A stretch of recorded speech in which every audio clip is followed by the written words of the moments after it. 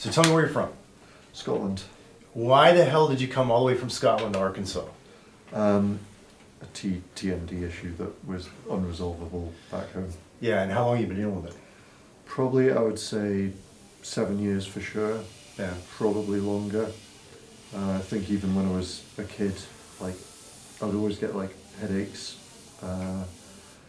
like earache. Yeah. But as I've gotten older, that's translated to full-on jaw pain on the right-hand side, Yeah. like full-on headaches there, knee pain, sensitivity to light, and the pain to the point of like anxiety, which is why like you'll notice like this eyebrow is actually missing bits, and that's because of like Pulling bits. out. Yeah. Worn yeah, out. Yeah. Okay, so you came here earlier this week. We ran you through the screening process. We call it Neural Occlusion Screening. Yep. MRI, CT, all this electromyography stuff, this crazy cool digital stuff. Yeah. What did you make of that? Did that make sense to you? Yes. Yeah.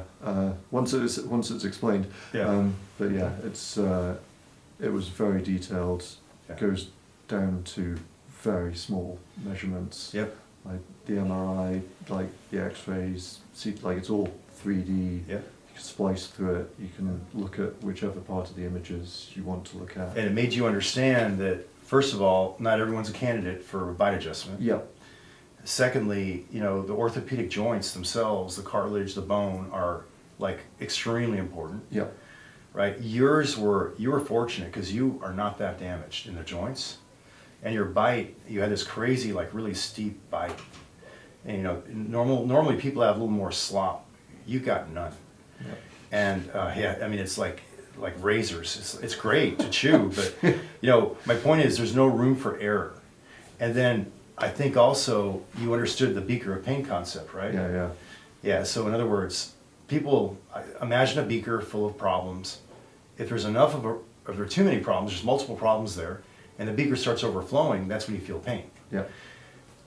A dentist can't necessarily address all the problems in the beaker through the bite, but someone like us we're usually adept enough to identify things outside of the bite, like the joint itself, the orthopedics, the neck, the muscle, because we measure these things, right? So we took you through the screening, and then we gave you a neck block, Yeah. right? So tell us about the neck block. What did that do for you? Yeah. So instantly, like the headache just faded away. Yeah. And then I was able to like turn. I can still do it now. Like turn. Yeah. Like I used to be like turning to there was probably where I was before, Mm-hmm.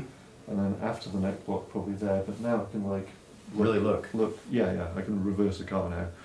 Are you glad we did the neck block? Oh yeah.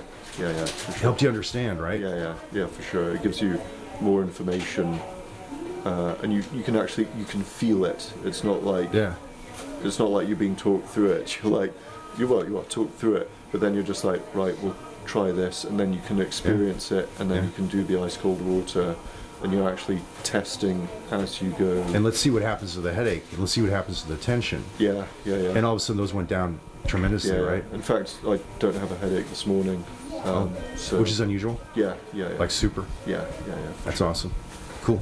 So the key behind that, for those listening, the neck, there are nerves from this upper cervical spine that make their way into lateral face. And these nerves, think of them like highways. That nerve that we're targeting is the great auricular nerve, which would be right about here on each side. And it comes real close to the skin. And it's not just the great auricular nerve that we're trying to numb with anesthetic, it's the sympathetic fibers, the fight or flight guys. That's how sympathetic fibers make their way into lateral face and ultimately the teeth and the muscles, the joint, things like that. Sympathetic fibers cause vessels to constrict.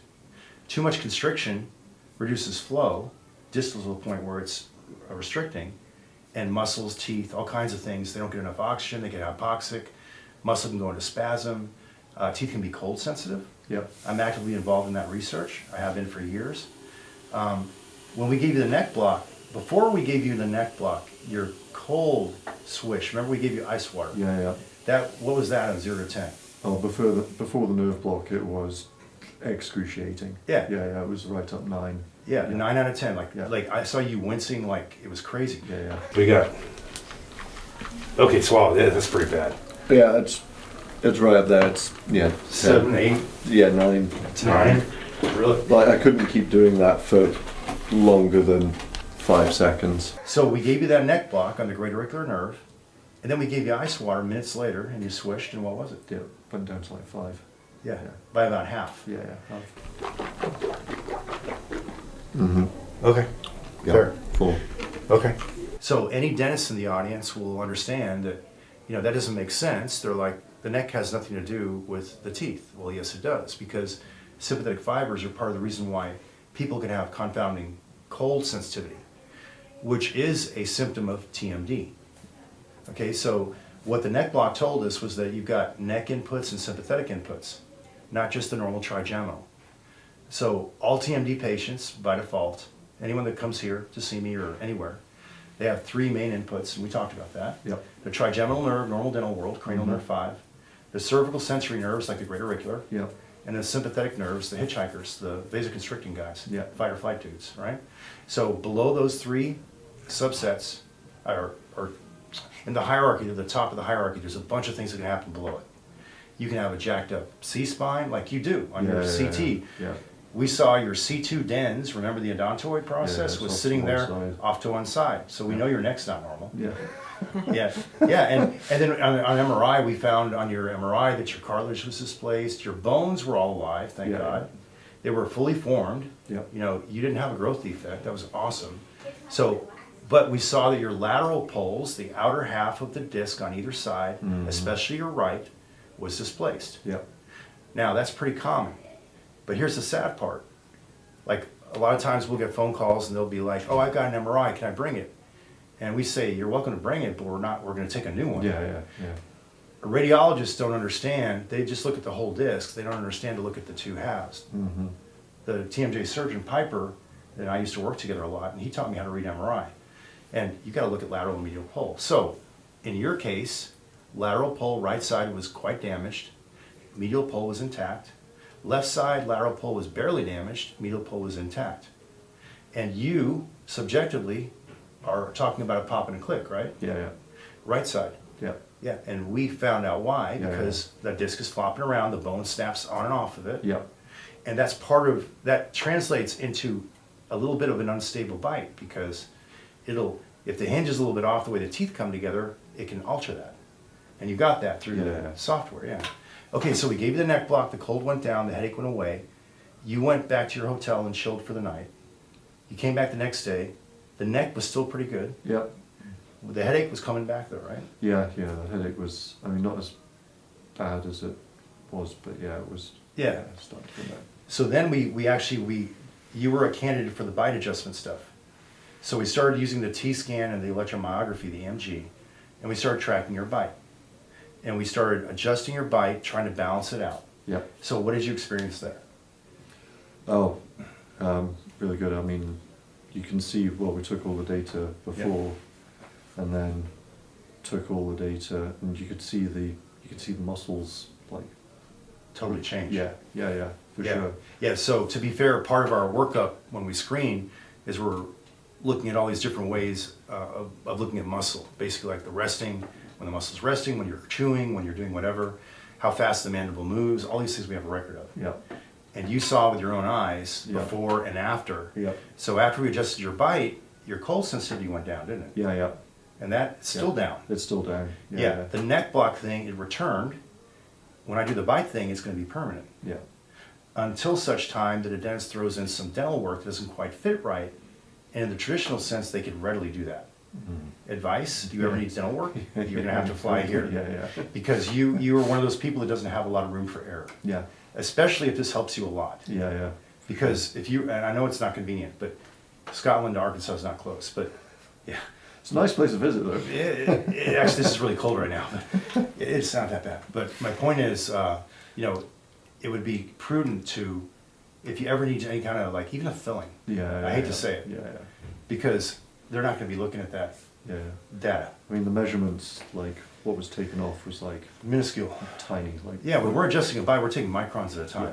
Yeah. And you saw every step of the way, and you understood. By the end of it, you learned how to read that. Yeah. It was like, Yeah. Okay, so, in summary, are you glad you had it done? Oh, yes. Yeah, for sure. Okay, what can you 100%. tell people? Any advice to give them? Like, I was actually thinking back, like, one of the reasons, like, one of the things that I came across like researching, Yeah. like all of like trying to work out what was going on, was came across doing like the jaw exercises to try and deal with the TMD issues, and at one point I was staying on a boat, and I would actually go into my department to like use the showers and stuff, and so I'd got into the habit of doing that. So I'll do these for a week and just see if there's any change. Yeah.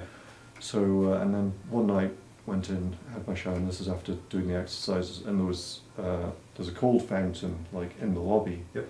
And so I would always have a drink from the cold fountain because it was convenient, but it was always ice cold. Yeah.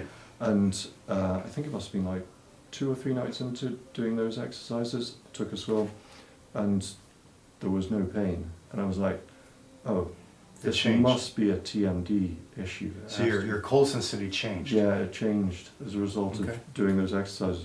But Yeah. then it just went away because, like, I mean, Yeah. for who knows what reason. Well, it's transient. Yeah. Yeah. So that put me on the route of being like, yeah, this is definitely a TMD issue. And all of a sudden you saw a couple of our videos and you start seeing the correlation between the cold sensitivity. Yeah, exactly. So that made you like, hey, there's something here. Yeah, I was like, there's something here, and Yeah. I mean, looking around, spoke to my own dentist, NHS dentist, spoke to a private dentist in St Andrews, and came to the conclusion, I was like, this is obviously, because once you've had these conversations and once you've seen enough of your videos and you've got some of the lingo, then, because you're trying to like, communicate with someone in their world, and you don't know too much about it. Yeah, no. And you're trying to find the right solution, so they give you a load of advice about splints and surgery and this sort of thing and things you can do, and then you'd be like, that's great,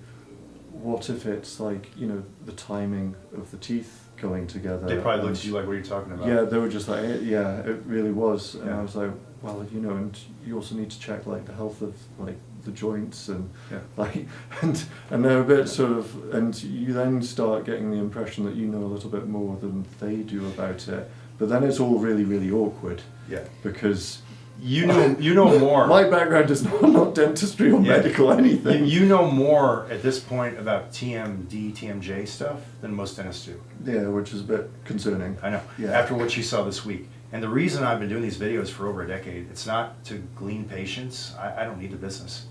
It's nothing to do with that. It's to reach out to the dentist. Yeah. And every now and then I get hit. I got a hit 2 days ago, South Korea. A week or 2 ago, South Africa. These guys, India. India's a big one. A lot of people from India watch. And a lot of them are learning. And, I don't know it all. No one does. The more I learn, the less I know. Yeah. Humbly. Because arrogance will get you nowhere. Wisdom means you understand you don't know it all. But there's correlations I've seen for decades. 15 years now I've been deep into this. And it makes me a better dentist.